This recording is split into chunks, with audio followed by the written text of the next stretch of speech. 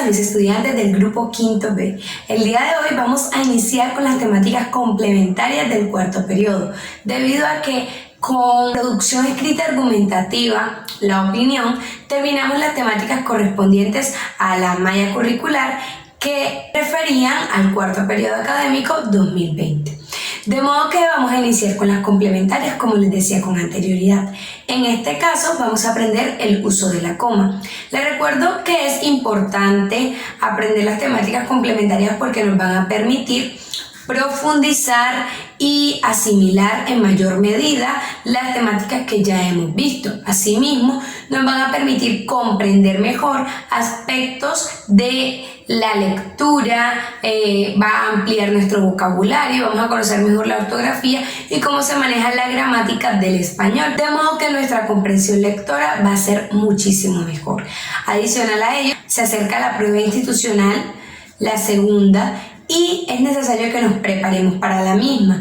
Las temáticas complementarias nos van a permitir prepararnos y también vamos a trabajar ciertas temáticas que ya vimos anteriormente y que vamos a profundizar, vamos a volver a explicar, vamos a hacer unos recorderis, de modo que estemos mejor preparados para la prueba.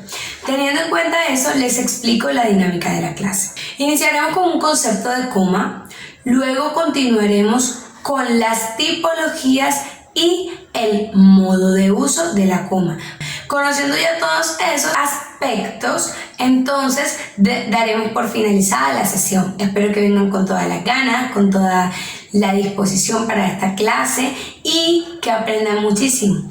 Entonces, demos inicio a la sesión del día de hoy. Como les decía con anterioridad, la temática del día de hoy es el uso de la coma. Y esta temática corresponde a ortografía. Estamos aprendiendo aquellos aspectos que nos van a permitir escribir de la manera adecuada. Es importante que los apliquemos entonces desde que los aprendemos. El uso de la coma vamos a iniciarlo con un concepto. ¿Qué es la coma? La coma es un signo ortográfico de puntuación que genera o que da una pausa más breve que la de un punto, es decir, que estamos hablando de una pausa corta. Voy a hacer un paréntesis aquí. Voy a hacer un paréntesis aquí para aclararles o para decirles, porque es necesario que lo sepan, que la coma, a diferencia del paréntesis, de las comillas, no es un signo ortográfico doble, es un signo ortográfico simple. ¿Por qué? Porque no se utiliza al inicio y al final. Ustedes saben que nosotros vamos a utilizar las comillas y esas comillas las escribimos al inicio de la oración o al inicio del texto que queremos citar y al final para cerrar. Lo mismo hacemos con los paréntesis. Abro paréntesis, agrego texto, doy explicación, cierro paréntesis. No ocurre con la coma. Yo escribo mi frase, escribo mi oración, pongo la coma. Esa coma se utiliza solamente, en este caso no se utiliza antes. Voy a poner una coma antes para abrir y voy a utilizar una coma para cerrar. No es un signo ortográfico doble, es un signo ortográfico simple. Listo, entonces cierro paréntesis y continúo con la explicación del concepto que refiere a la coma. Decía que es un signo ortográfico de puntuación que genera o da una pausa más breve que la pausa del punto.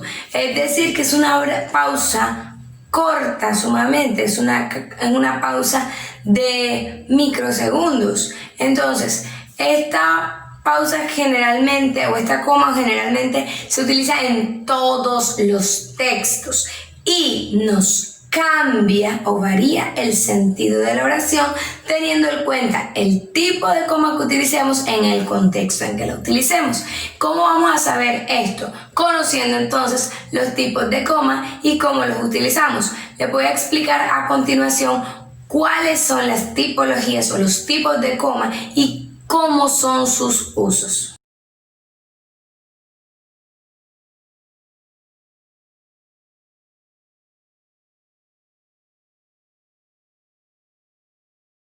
Hablamos de, en un primer caso, coma de complemento circunstancial. Este complemento circunstancial lo podemos encontrar o lo podemos conocer como CC, complemento circunstancial.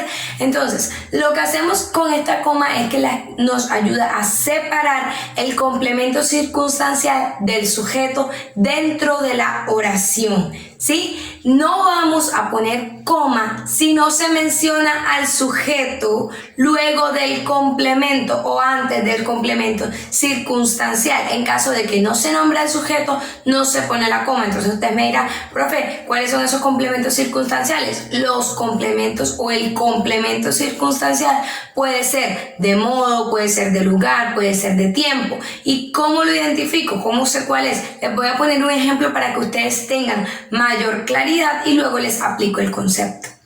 Ayer Marta cambió su celular. Cuando yo digo ayer vendría siendo el complemento circunstancial.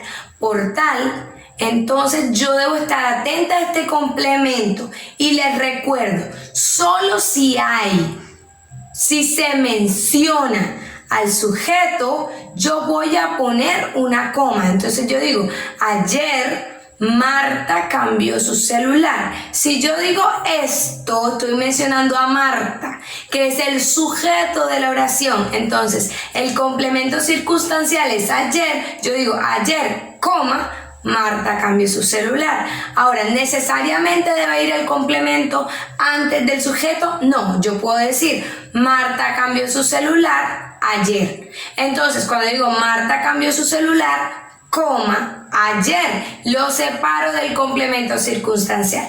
¿Qué es el complemento circunstancial? Es aquel que define una situación que puede ser de modo, de lugar, de tiempo. Entonces, cuando yo digo ayer, me está refiriendo a una situación que estoy describiendo en la oración, que es que Marta cambió su celular. Es una situación que se dio ayer. Al ser ayer es de tiempo, porque me está refiriendo a un tiempo específico, pasado, presente, futuro. Entonces, hablamos de que los complementos circunstanciales son aquellos que me definen una situación dentro de la oración.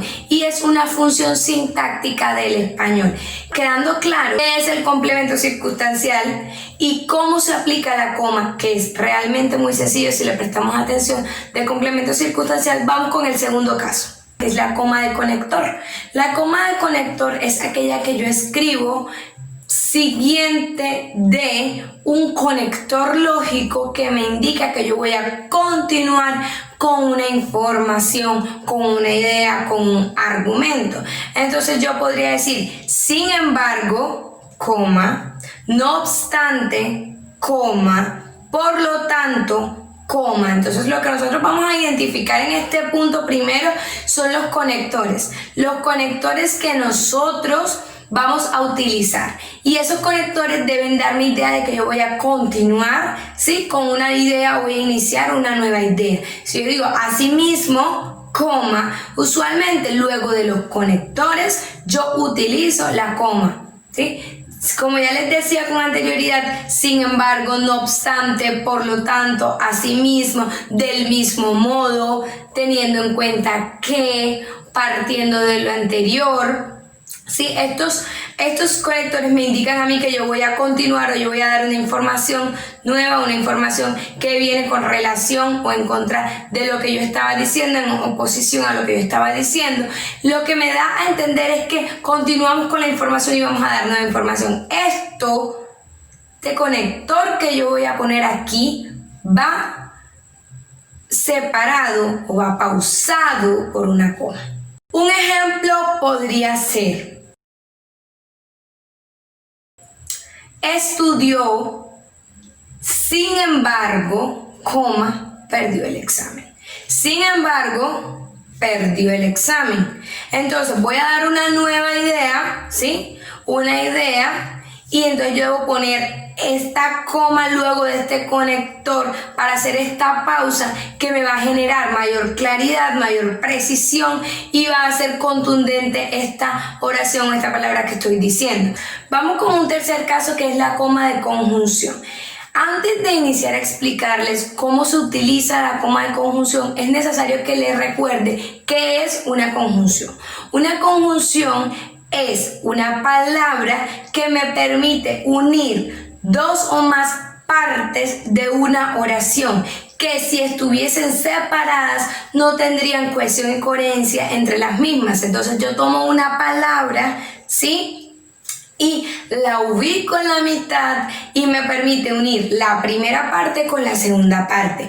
Estas conjunciones pueden ser coordinadas o subordinadas, pero este no es el caso. Simplemente les estoy haciendo la aclaración de lo que es una conjunción para poder explicarles el caso puntual, que es el uso de la coma. Coma de conjunción. En este caso, la coma se escribe antes de la conjunción, ¿sí?, y se continúa con la conjunción. A ver, es importante que no confundamos una conjunción con un conector lógico.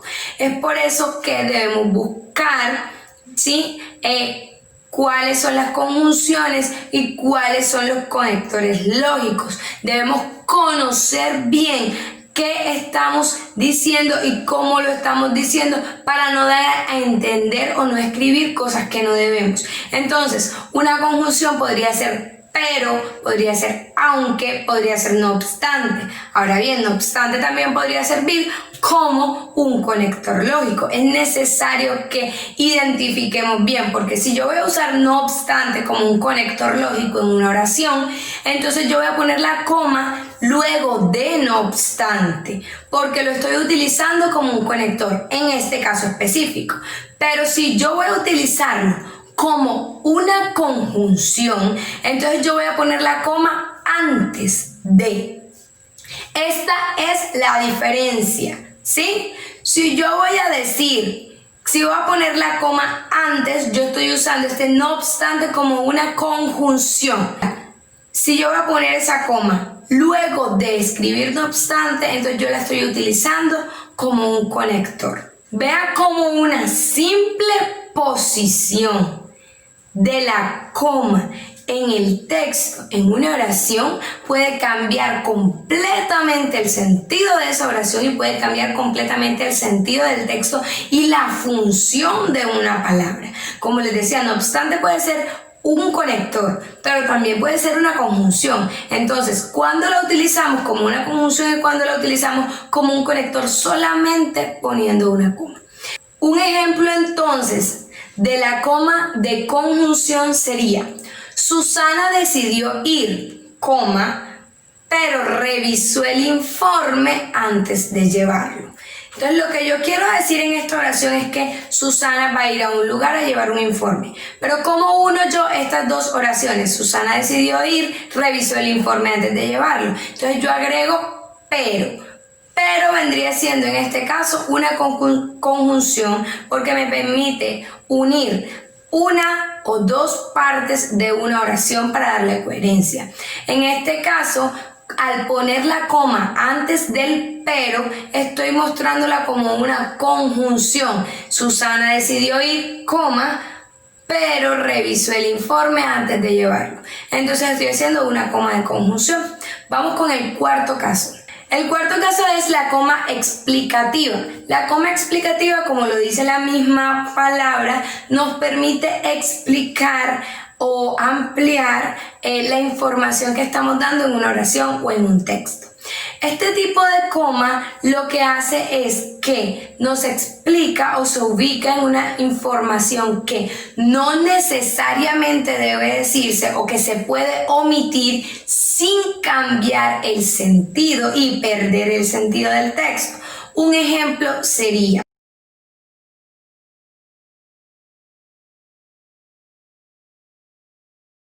Don Francisco, coma, el gerente general, coma, estudió psicología.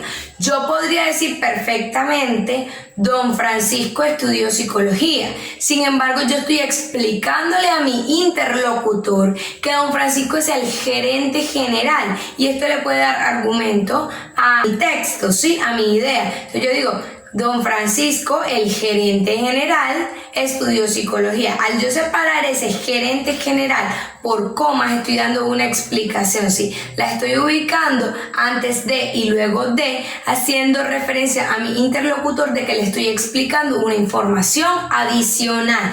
Entonces, esta es la coma explicativa. Tenemos un quinto caso, que es la coma vocativa o coma de llamado de atención, y es la que yo escribo para referirme a alguien, para escribirle a alguien, para referirme a algo en específico que yo quiero llamar la atención. Usualmente omitimos esta coma, pero esta coma es obligatoria. Si yo digo, chicos, la coma vocativa es importante. Estoy refiriéndome a quién, a los chicos, ¿sí? O si yo digo chicos de grado séptimo, ¿a quién me estoy refiriendo específicamente? A los chicos de grado séptimo. Entonces, chicos de grado séptimo, coma, la coma vocativa es importante. Esta pequeña coma que estamos haciendo aquí nos está refiriendo, nos está llamando la atención. Está diciendo, chicos de grado séptimo, préstenme atención, que lo que les estoy diciendo es importante. Está haciendo la pausa aquí para que nosotros nos detengamos y nos demos cuenta que están refiriéndose hacia nosotros, ¿sí? Tenemos un sexto caso, que es la coma enumerativa o de enumeración. Esta debe escribirse siempre que se separen dos sustantivos de una lista. Hablamos entonces de un ejemplo.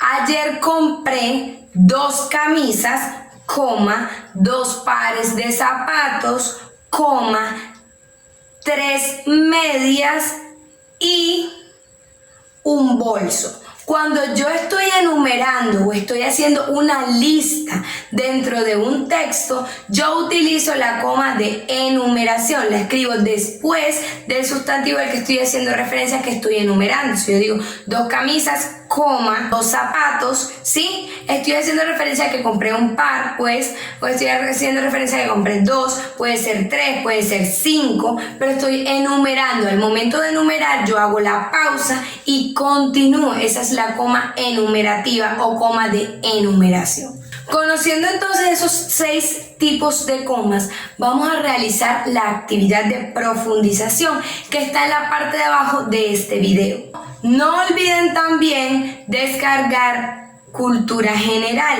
y escribir dudas e inquietudes puntuales sobre este video para poder socializarlos en los encuentros sincrónicos. La clase haya sido de su total agrado, que hayan aprendido muchísimo y nos encontramos en la próxima sesión de lenguaje. Hasta luego.